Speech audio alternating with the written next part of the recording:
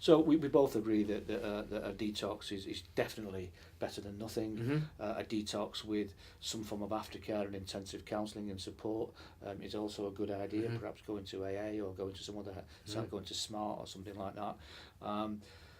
Moving on, in terms of rehab, what's your view of going from, including rehab in this, and have you other views on other alternatives? Yeah, rehabilitation is crucial. I mean, what we know now though is that the actual terminology needs some refining. So rehabilitation. So if your computer gets a virus, a signal will come up on your computer saying you've got a virus. Put in your recovery CD, and we'll go and reboot your computer to the time before you picked up this virus. Rehabilitation in human beings from addiction is a similar thing. It assumes there is somewhere to go back to. So there was a time when everything was all right, yeah. And if what we need to through the rehabilitative process, we know that is actually we'll go back to that. Fundamentally flawed as an idea. Well, for a lot, we know now because of the role of trauma and how many alcoholics and addicts clearly now have been survivors of trauma on a broad spectrum of trauma. So for them, it's not rehabilitation; it's habilitation. One of the questions I'm asked regularly by clients is, how do I know I have a trauma? How would you answer that in terms of an understanding of trauma? That's a great question. I mean, I think we know now that trauma becomes the body remembers trauma.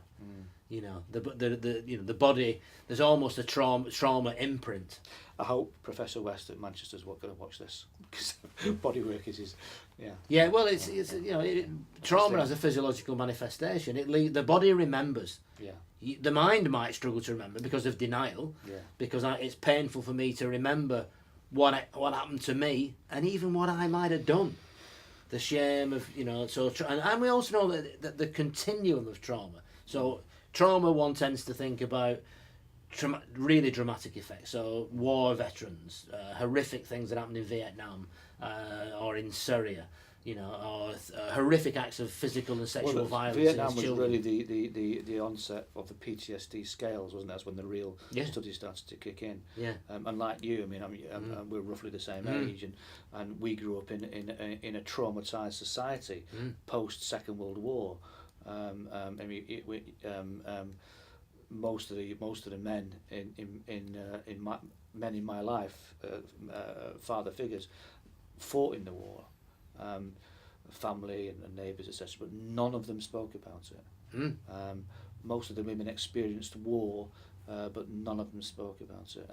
And there's this whole discussion around being brought up in a traumatised society in England and in the. And I think that the numbness, I think, is one way I talk with clients. We talk about that a psychic numbing when we start getting in touch with memories.